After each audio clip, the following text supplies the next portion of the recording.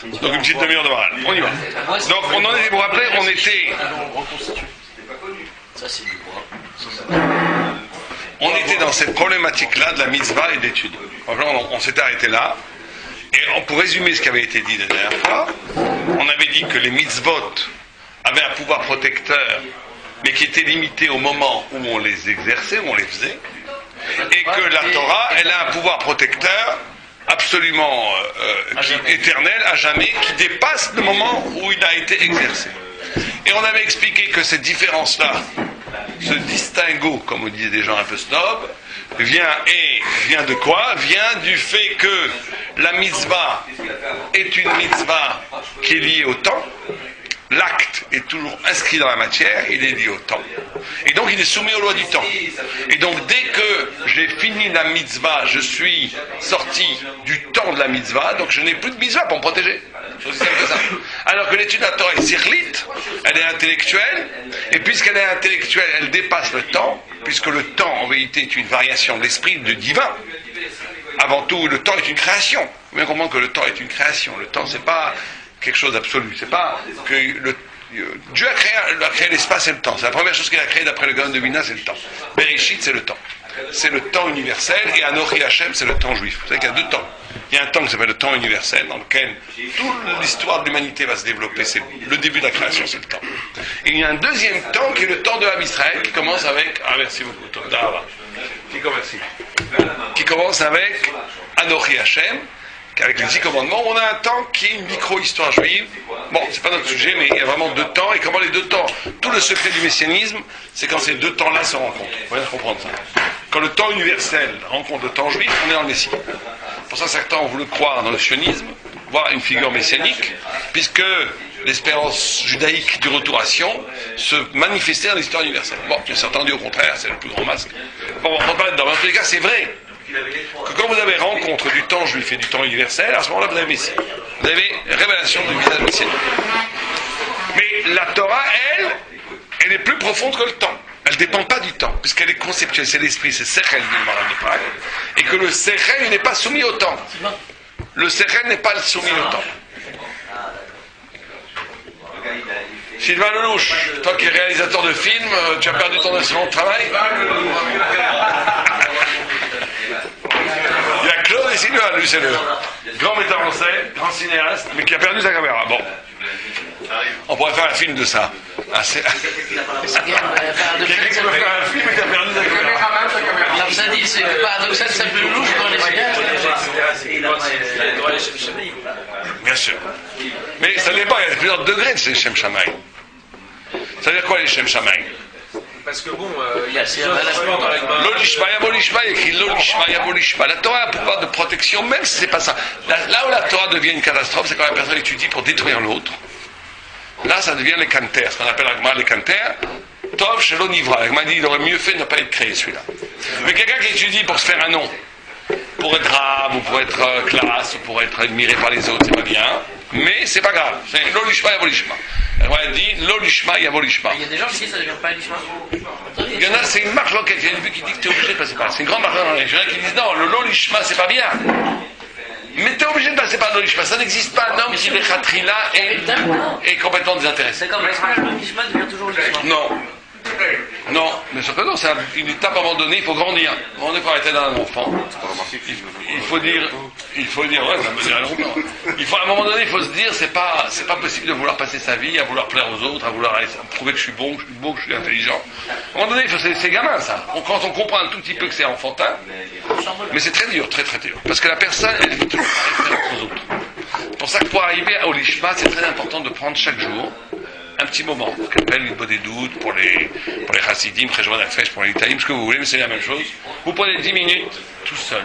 Vous vous posez les questions du qu'est-ce que je fais de ma vie, pourquoi je fais tout ça, la relativité du temps, on va vivre combien, 70 ans, 90 ans, 100 ans, c'est rien par rapport à l'éternité.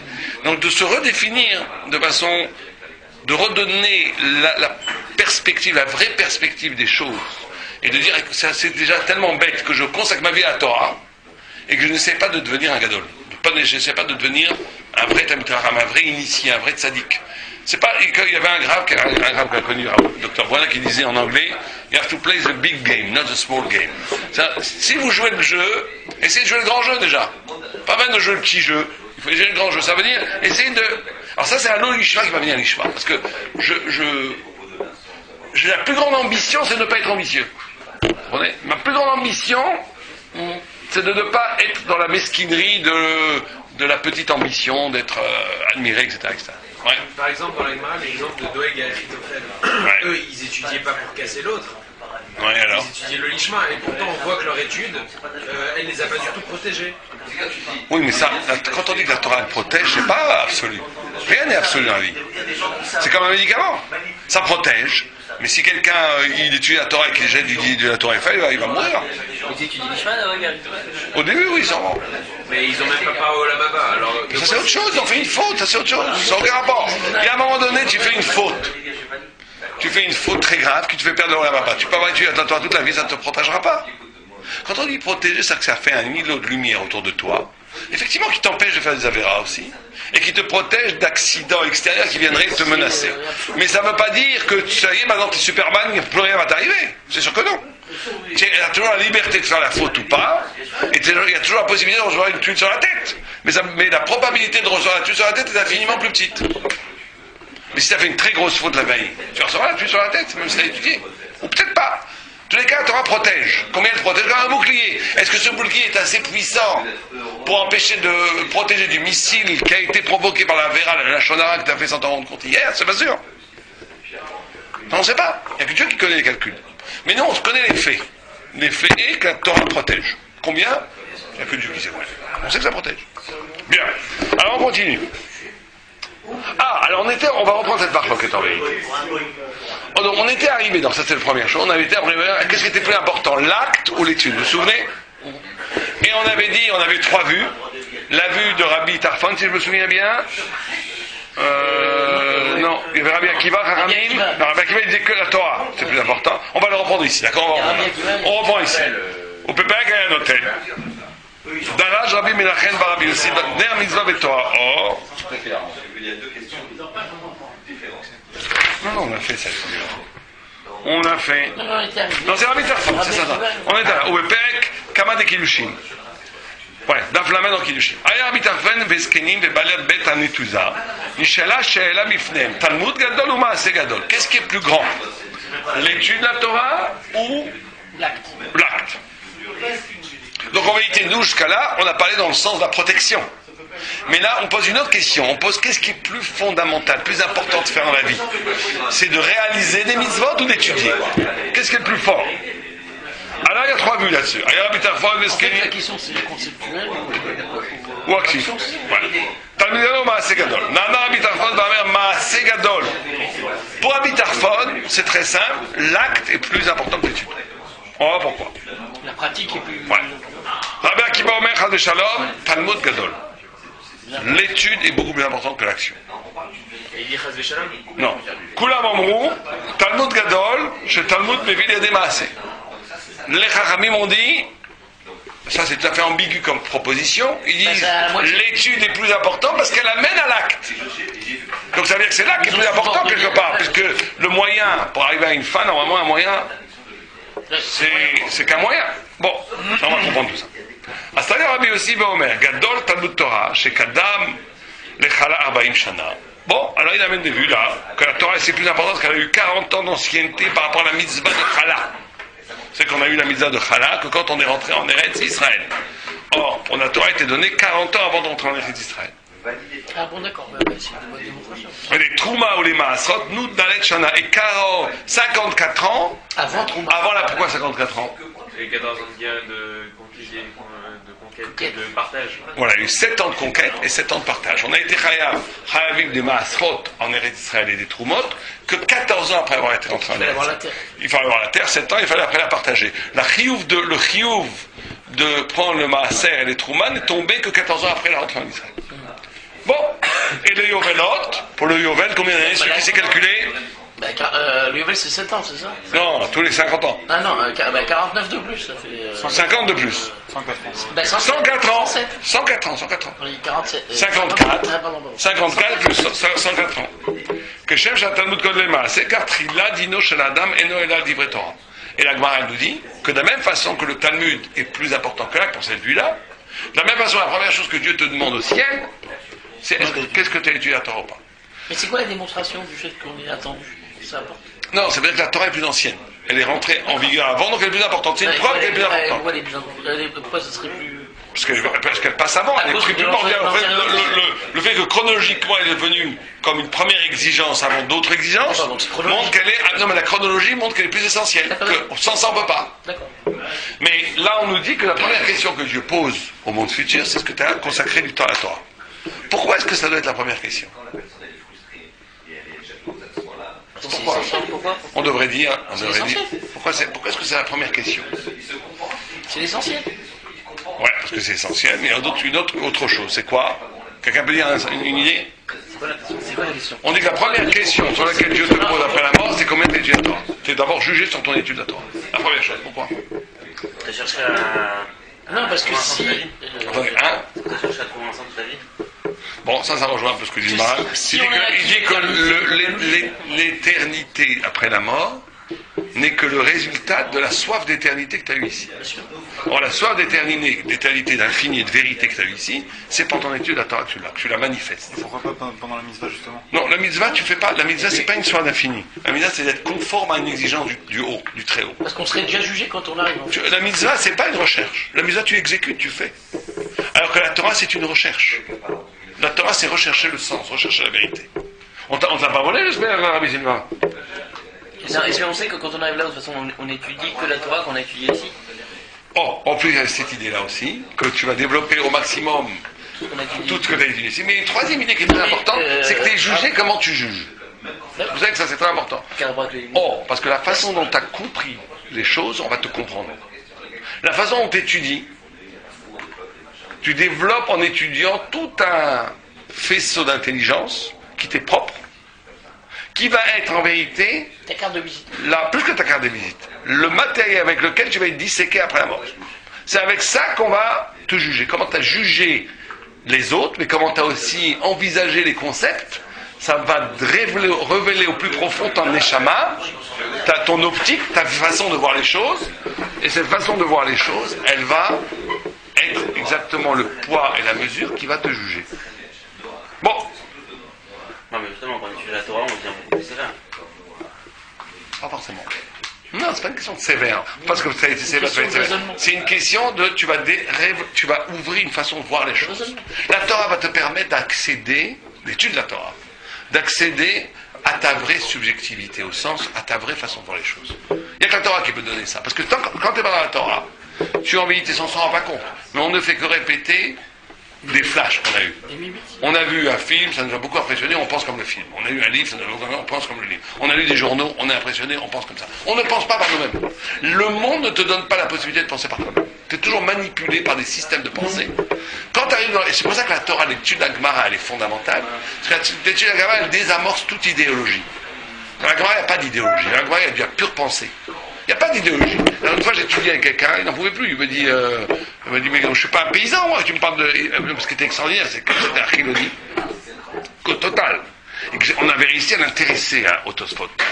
Il était complètement passionné. Mais à un moment donné, il s'est repris. Il dit, je pense que je me rends ma tête là-dedans. Je ne suis pas un paysan, moi, pour parler de corps de taureaux qui encordent des vaches, comme il doit payer, etc. C'est-à-dire qu'à un moment donné, il a été lui-même pris au piège de sa propre intelligence que toute sa vie il passait à occulter parce qu'il ne veut pas véritablement penser. Il y en a un arabe qui dit les gens préfèrent mourir que penser. Parce que penser véritablement, c'est toucher à ce que tu es vraiment. Et la plupart des gens ne veulent pas voir qui ils sont vraiment. Ils se mettent des habits, des masques perpétuels, des masques sociaux, des masques sociaux, des masques psychologiques, tout ce que tu veux. C'est très dur de toucher à ce que tu es vraiment. Parce qu'à ce moment-là, tu vois dans quel état tu es. Et donc il va falloir bâtir. Quand quelqu'un le fait vraiment, c'est génial, parce qu'après il grandit vraiment.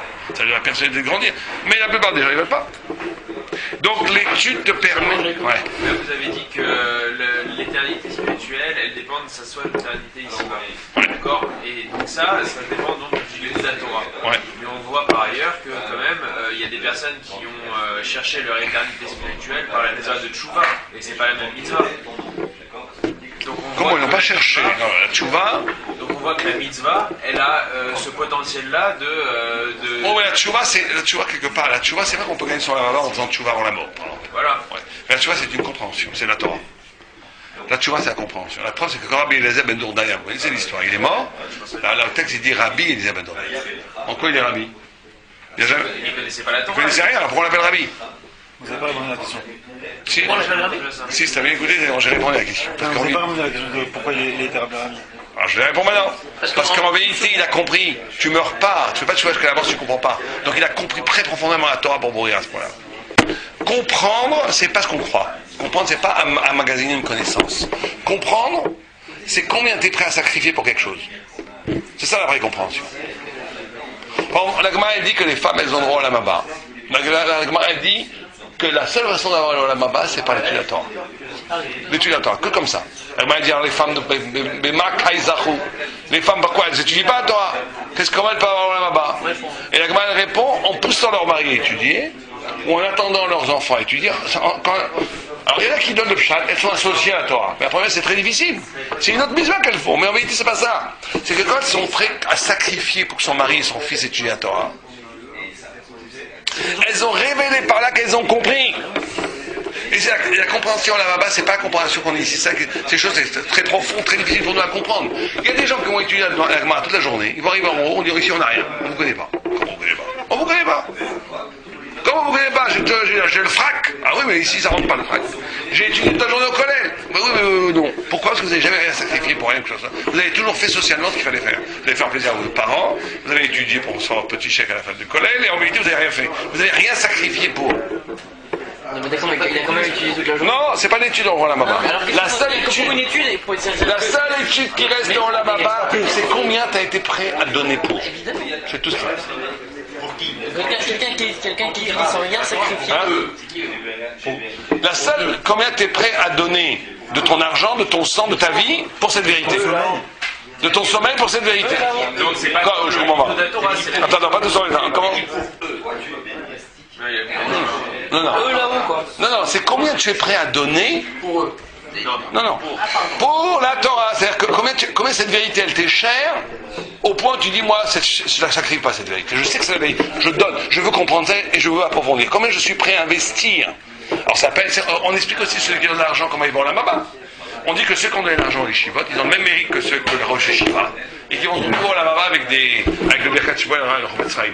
Mais après, c'est la plus grande punition que tu leur donnes. Ils comprendront, ils vont rien comprendre. Imagine que tu es dans un bétamidrage avec des génies qui font du pile toute la journée. Mais descendez-moi d'étage, je suis pas à mon endroit là. Mettez-moi avec les débutants. Mettez-moi avec les débutants en bas là, 50 niveaux en dessous. Non, mais il va comprendre. Parce que le gars qui est prêt à donner de l'argent, celui qui fait un chèque de 10 000 euros pour la Torah, il a compris. Personne ne donne 10 000 euros si tu n'as pas compris. Mais c'est une autre forme de compréhension. C'est une compréhension vraie. C'est ça qu'il faut bien comprendre. Celui qui donne 50 000 parce que ça le déduit de son master, il préfère donner à la Torah que donner aux impôts. Il a un peu compris quand même. Pourquoi il donne ça? C'est juste parce qu'il n'aime pas les impôts. Oh là, il a très peu. Il y a des choses tordues dans le chèque. Si ça marche quand même. Écoutez, vous donnez une Non, t'as raison. S'il n'a pas sacrifié pour ça, qu'il est obligé de donner, il aura beaucoup moins de mérite. C'est logique. C'est quand même quelque chose. Vous êtes en train de donner une preuve que c'est la mitzvah qui permet d'accéder au lavaba et pas tant le limon. Non. La compréhension qu'il y a dedans. La mitzvah. Une mitzvah, tu comprends. Alors aussi, d'accord. Vous avez raison. Dans chaque mitzvah, il y a la Torah. Mais qu'est-ce qui te fait gagner l'Olababa? C'est la Torah de la mitzvah. C'est pas la mitzvah, c'est pas l'acte. L'acte, c'est les meubles. C'est la compréhension. L'acte, c'est les meubles que tu as l'Olababa. C'est un rajout. Mais ce qui te fait accéder au droit de porte, on appelle ça, voilà. Droit d'entrée. Oh, non, il y a un train. Non, j'ai oublié le nom. Enfin bon. Non, il y a un nom en hébreu là. De même after. C'est Kabassin. Ouais, les clés d'entrée. C'est la Torah. Ça veut dire que quand on fait une mitzvah, il y a une part de... Bien sûr. Il y a une part de libre d'Atorah. Mais bien entendu. Le pas de porte. C'est le pas de porte, c'est ça. C'est le mot que je cherchais, le pas de porte. C'est-à-dire que tu vois, la Torah, c'est le pas de porte du Olam Haba. Maintenant, tu vas meubler avec quoi? Avec les mitzvot. Mais les mitzvot tout le temps, elles ne vont pas rentrer. C'est les meubles, les mitzvot. Non, Donc là, on voit que c'est la Torah qui prime sur le Maaseh. Bien sûr, pour cette vie-là, mais en entendu. fait, ce que vous dites, c'est la différence entre les lois et l'esprit des lois. Non, j'aime pas ce mot esprit des lois qui est une connotation chrétienne. Et c'est non, l'esprit. Non, c'est pas ça. Parce que l'esprit des lois, c'est juste un truc qui flotte au-dessus de la loi. Qu'est-ce que ça veut bien dire? C'est pas du tout ça. La Torah, c'est un rapport. Non, la Torah est un rapport avec Dieu. L'étude de la Torah est une vécoute. C'est un rapport avec Dieu. C'est une rampe de lumière. C'est pas des idées en l'air. Parce que, effectivement, pour aussi étudier la Torah, quand on étudie les mathématiques ou la philosophie, ça ne sera pas la Torah non plus. La Torah n'est Torah qui te donne droit au Olam Haba que quand elle est vécue comme mitzvah aussi. Comme la plus haute forme mitzvah que je puisse faire, ça veut dire comme vécoute avec quelqu'un de Baruch. Sans ça, il n'y a pas. Ça, on est d'accord. Hein. Bien, on continue. Alors, donc, on a Rabbi Tarfon qui lui considère que le Maaseh est fondamental. On a Rabbi Akiva qui considère que la Torah est fondamentale. Et on a les Chachamim qui font une sorte de compromis en disant l'étude est plus importante parce qu'elle amène au Maaseh. Bon. On n'a pas expliqué l'opinion de Rabbi Tarfon. On n'a rien expliqué encore. Il va expliquer, le Maral de Prague va expliquer tout ça. On avait commencé un petit peu la dernière fois, il explique. Or, les Pirougés qui sauvaient Rabbi... Alors là, maintenant, on explique. Pourquoi est-ce que Rabbi Tarfon pense-t-il que l'acte est plus fondamental que la pensée? Bijvil Shaya Sover qui Maaseh Aya Ashlemut Adam. On avait fait ça. Lui, il pense que ce qui est le plus fondamental, c'est l'harmonie, le fait que l'homme, la complétude, on pourrait dire ça, la shlama, le fait que l'homme se réalise spirituellement. D'accord? Et il dit là que c'est ce qui réalise l'homme. On va voir.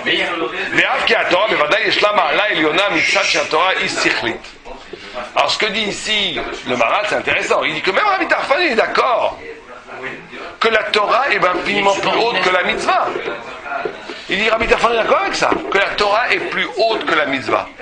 Pas de problème, parce qu'elle est sikhlit, elle est intellectuelle, elle est éternelle, elle est la pensée du Dieu vivant lui-même. Elle malachvot, avec des actes. Il dit il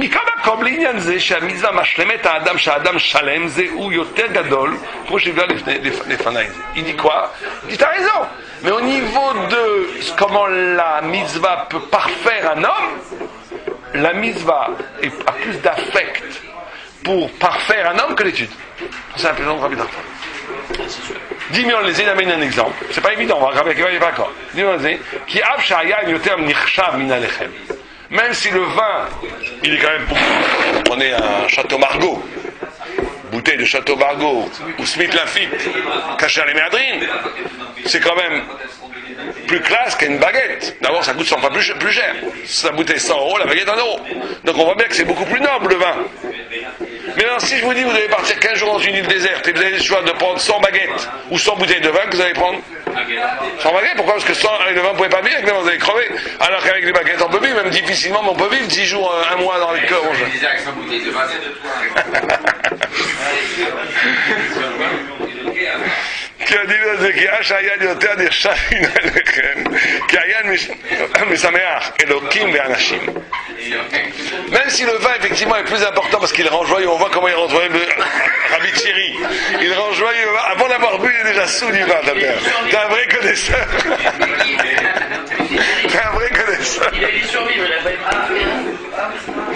D'accord? Donc, il dit même si le vin est plus noble parce qu'il réjouit le cœur de Dieu et des hommes, mais comme Alechem, Mefarnes ou Mashlim et Adam. Le pain comme nourriture basique, elle te permet de survivre.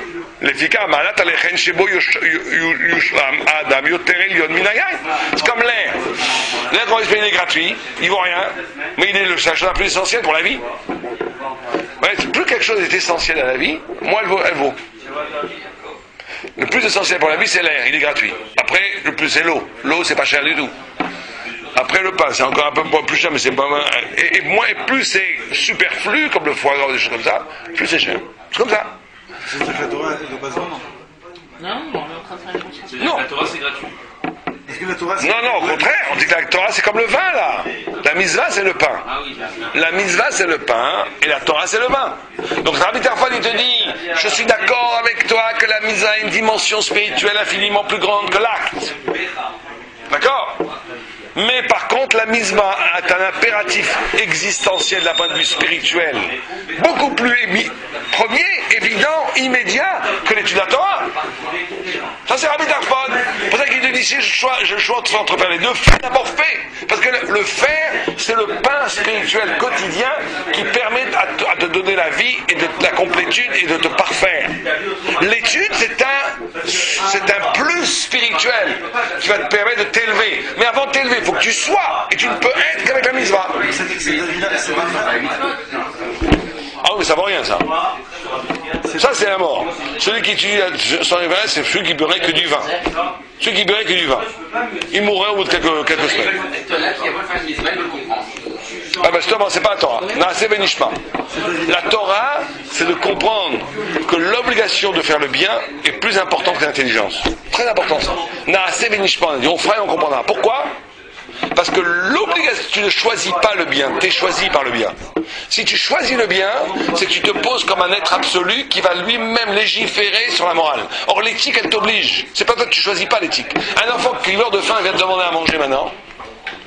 Il est tout freluqué, il meurt de faim et tu as plein de pain devant toi. Si tu commences à réfléchir, ça vaut le coup de lui donner ou pas, t'es un salopard, t'es pas un penseur. T'es obligé de lui donner.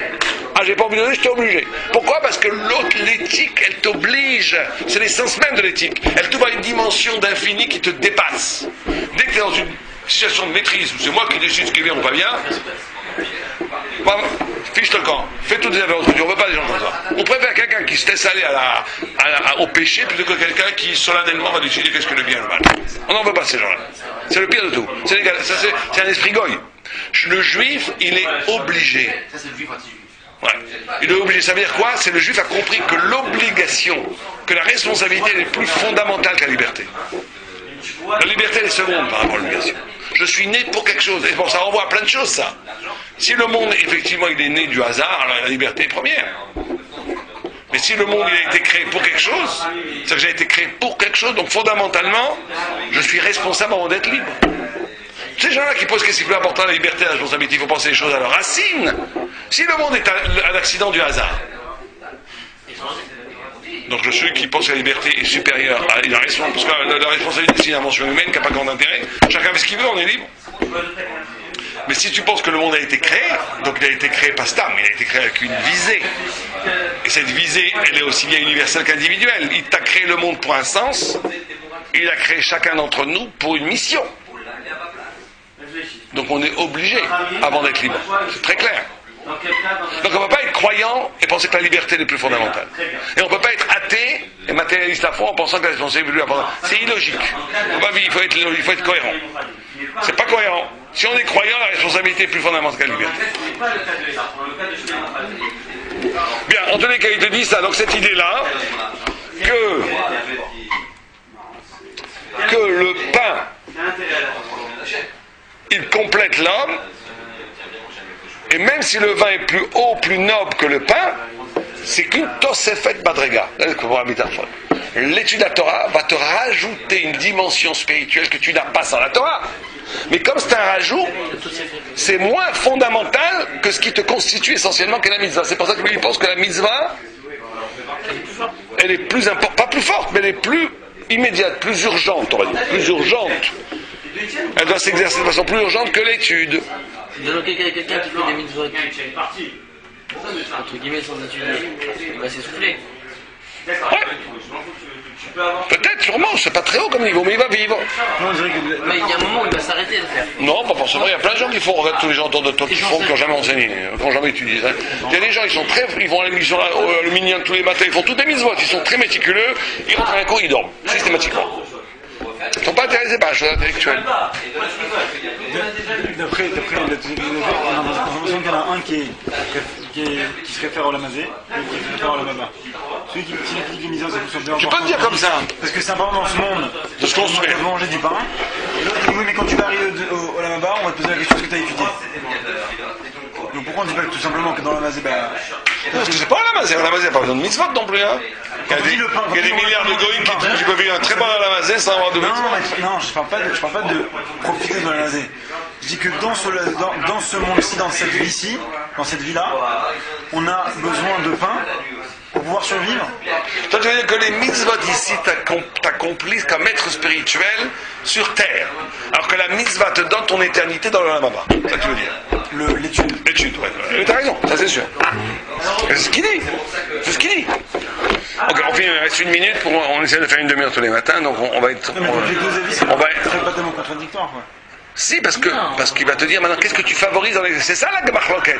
Tu favorises un être éternel, un être qui est habité par le souci du Olamaba fondamentalement, ou tu favorises un être qui veut avant tout vivre en harmonie dans sa dimension de finitude d'humain. Créé. Eh ben, c'est ça la machloket. C'est pas une genre d'alakha, quoi. Quand je dis que l'Olamaba, c'est pas forcément... L'alakha est comme Chachamim. Tu fais... T'étudies pour faire. On va expliquer la troisième position. Ouais.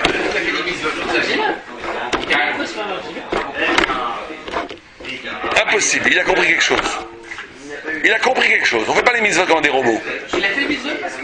Non, il a compris. Mais il a compris que c'est important d'écouter Dieu. C'est sa petite Torah qu'il aura au Lamaba. Ben, il aura ça.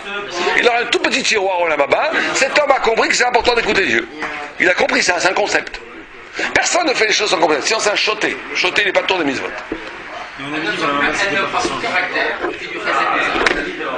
Il a compris que c'est important, c'est une Torah.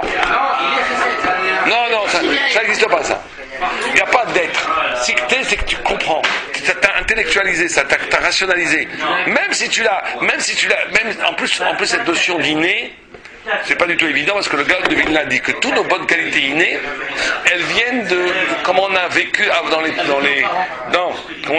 les Gilgul précédents, la réincarnation précédente. Quelqu'un qui a travaillé, qui a fait des efforts énormes pour être généreux donc qui a acquis ça dans une vie précédente, il naît avec les bonnes qualités comme ça. Et les mauvaises qualités, c'est pareil. Quelqu'un qui a volé, ou je sais pas moi, il va naître avec des problèmes de... Les midotes qu'on a sont le résultat des actes qu'on a fait dans les vies précédentes. On est tous des Gilgulim. Tous des Gilgulim. Après la Kabbalah, après le Gaon, après la Risa, on est tous depuis le XVIe siècle, on est tous des Gilgulim. Il n'y a plus d'âme nouvelle. Depuis le 16e siècle. À peu près. Voilà. Pourquoi ça correspond à quoi ça? Quand ils sont des calculs qui sont faits dans le Zohar, à partir du 5e millénaire. Même un petit peu avant, c'est quelques années après le 6e millénaire. On est en 5700 et quelques. Ouais. Je me rappelle qu'on avait dit que l'Olamaba, c'est pas forcément... Faut pas voir Olamaba comme après 120 ans, voilà, on arrive au paradis et est-ce que l'Olamaba, on avait dit que c'était la possibilité, la capacité de se coller à Hachem. Et on peut vivre dans son Olamaba sur terre. Oui, bien sûr. Le Olamaba lui-même, la Gemara dit En Ain Ra'aba. On ne sait pas ce que c'est. C'est au-delà de l'être, donc on ne sait pas ce que c'est. On sait par contre qu'il est constitué par une écoute à Hachem, de Néhéné Mizibashkina, ce que dit Mizibashkina Zacharim, de jouir de l'éclat divin. Et qu'en vérité, cette jouissance de l'éclat divin, tu peux l'avoir ici. Effectivement, tu peux l'avoir ici. Alors, on finit juste la phrase que je voudrais tenir les oreilles. Donc, on nous dit Veken Amaase Shu Ashlamat Adam Kvo Sheitbarech. Vou Yoter Min Torah She'eno Ashlamat Adam Lefika Savar Amaase. Donc, ça c'est on a compris un Mitarfon.